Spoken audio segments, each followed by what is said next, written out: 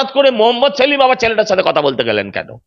কারণ মোহাম্মদ তাহলে তো ব্রাত্যবাবুর কাছেও যাওয়া উচিত সেলিমের। যদি কেউ আহত হয়েছে বলে দেখতে যায়, তাহলে ব্রাত্যবাবু বলছে তো আমিও আহত, ব্রাত্যবাবু ড্রাইভার তো আহত, তাহলে তাকেও দেখতে যাওয়া উচিত। যারা বুদ্ধদেব বাবু মারা যাবার পর কুকুর বলে তাকে রাজ্য সম্পাদক দেখতে যায়, প্রশ্নটা হচ্ছে এইখানে। তার মানে এটা হচ্ছে পুরো তৃণমূল এবং সিপিএম এর যৌথ ব্যবস্থাপনায় এই ঘটনাটা সেদিন ঘটানো হয়েছে, পুরোটা নাটক।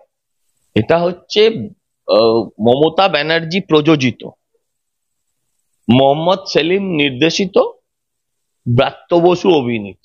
সেই বাংলার মানুষ সিপিএম কংগ্রেসকে দলে দলে ভোট দিতে যাবে, মোহাম্মদ সেলিম এটা বিশ্বাস করে না। শুভঙ্কর সরকারের কথা আমি বাদই দিচ্ছি। বুদ্ধবাবু মারা যাবার পর এই ছেলেটি বুদ্ধবাবুকে কুত্তার সঙ্গে তুলনা করেছিল, কুত্তা বলেছিল, কুকুর নয়। না না, দাঁড়ান দাঁড়ান দাঁড়ান, তাকে দেখতে গেলেন কে? মোহাম্মদ সেলিম।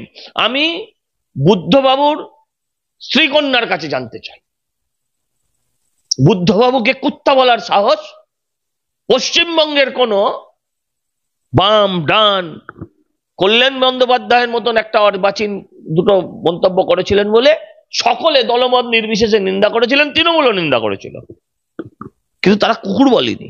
আপনি বলুন, আপনি সব কথা ছেড়ে দিন। আমি জানতে চাই, এসএফআই এর আন্দোলন হচ্ছিল তো, এসএফআই এর সাথে এই সংগঠনটি কোন রকম যোগাযোগ আছে? নেই। এই ছেলেটি সর্বত্র নিজেকে আরএসএফ ঘোষণা করেছে। আমার বক্তব্য অত্যন্ত পরিষ্কার এবং ক্লিয়ার। আমি আপনাদের কাছ থেকে জানতে চাই সেই ছেলেটি ওখানে কি করছিল, এসএফআই জবাব। আমি বলছি তার মানে দাঁড়ান, ঠিক আছে, শিক্ষামন্ত্রীর কাছে কথা বলতে গেছিলেন, তার মানে এসএফআই এবং নকশালরা সব একসাথে কথা বলতে গেছিল, ঠিক আছে। এবার হঠাৎ করে মোহাম্মদ সেলিম আবার ছেলেটার সাথে কথা বলতে গেলেন কেন? কারণ মোহাম্মদ তাহলে তো ব্রাত্যবাবুর কাছেও যাওয়া উচিত সেলিমের। যদি কেউ আহত হয়েছে বলে দেখতে যায়, তাহলে ব্রাত্যবাবু বলছে তো আমিও আহত, ব্রাত্যবাবু ড্রাইভার তো আহত, তাহলে তাকেও দেখতে যাওয়া উচিত। যদি সব পৃথিবীর আহত মানুষদের দায়িত্ব উনি নিয়ে থাকেন, তাহলে উচিত ওনারও উচিত ব্রাত্যবাবুকে দেখতে যাওয়া। আমি বলছি পুরোটা নাটক, পুরোটা তৃণমূল এবং সিপিএম এর যৌথ নাটক, মানুষকে ভুল বোঝানোর আর একবার চক্রান্ত। সেই নাটকের পাঠ হচ্ছে এবিভিপি, সেই নাটকের পাঠ হচ্ছে বিজেপি। সেখানে ঢুকছে কেন বিজেপি? হঠাৎ করতে কেন ঢুকতে গেছে? ঢুকবে না, তারা অপারেশন করতে গেছিল, মলম লাগাতে যায়নি। তারা অপারেশন, হ্যাঁ একদম। কি হচ্ছে ওখানে? আমি বলছি একটি ছেলে 17 কি 18 বছর বয়স, সবে কলেজ পাস করেছে, এই ছেলেটি ইউনিভার্সিটিতে ঢুকেছে, উচ্চ মাধ্যমিক পাস করেছে, কলেজে ঢুকেছে। আপনি আমায় বলুন তো, সেই ছেলেটিকে ওপর থেকে ফেলে দেওয়া হলো, সেই ছেলেটির মৃতদেহটা নিচে পড়ে আছে, মৃত বা আহত দেহটা নিচে পড়ে আছে, পুলিশ বাইরে থেকে দেখছে, পুলিশ ঢুকতে পারছে না। কি চাইছেন আপনারা?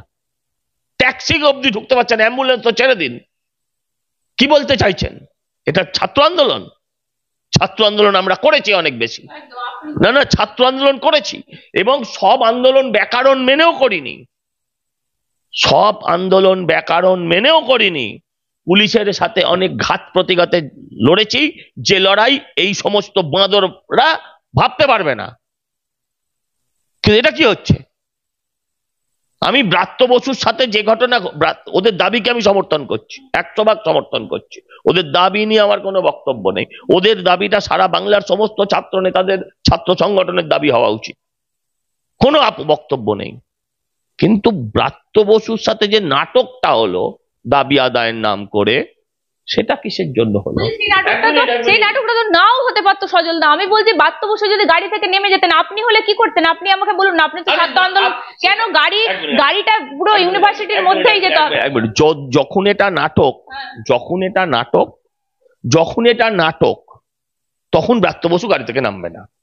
যখন এটা বাস্তব, তখন ব্রাত্য বসু গাড়ি থেকে নামবে।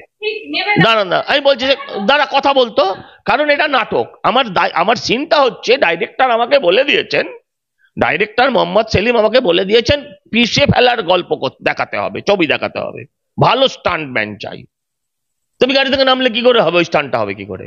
পুরোটা আপাদ মস্তক সাজানো নাটক সিপিএম এবং তৃণমূলের, যাতে এই যে ওরা বলে ভোট বাইনারি মানে কি? হয় তৃণমূল নয় বিজেপি।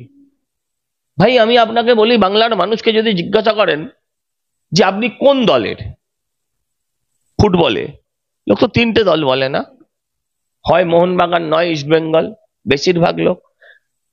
আপনি তো সংখ্যালঘু, কিন্তু আপনি নিজেকে মোহামেডান বলেন, আপনিও নিজেকে ইস্টবেঙ্গল বলবেন, কারণ আপনি মনে করেন যে আপনারা, মানুষ বিচার করে যে আমরা কোথা থেকে এসেছি। যে মুসলিমরা পশ্চিমবঙ্গে, বড় পশ্চিমবঙ্গে যারা পশ্চিম মানে বাংলাদেশ ভাগ হয়ে যাওয়ার পর যারা যায়নি, তারা কখনো নিজেকে ইস্টবেঙ্গল বলে না, তারা কখনো ইস্টবেঙ্গল বলে না, তারা বলে আমরা মোহনবাগান। আর যে মুসলমানরা ওই পার থেকে এসছে তারা বলে না যে আমরা মোহামেডান, তারা বলে আমরা ইস্ট বেঙ্গল।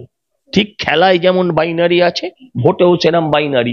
আর বুঝতে পারছে এই বাইনারি যত স্ট্রং হয়ে যাচ্ছে, তাহলে ওদের জেতা মুশকিল। তাহলে কি করতে হবে? তৃতীয় শক্তির উত্থান ঘটাতে হবে। তৃতীয় শক্তিটা কি? যে জিরো হয়ে যাওয়া বাম কংগ্রেসকে একটু হাওয়া দিতে হবে। আরে কংগ্রেস গেছে খিচমেরি ফটো করতে, ওর কোনো ভূমিকাই নেই। কংগ্রেস গেছে খিচমেরি ফটো করতে।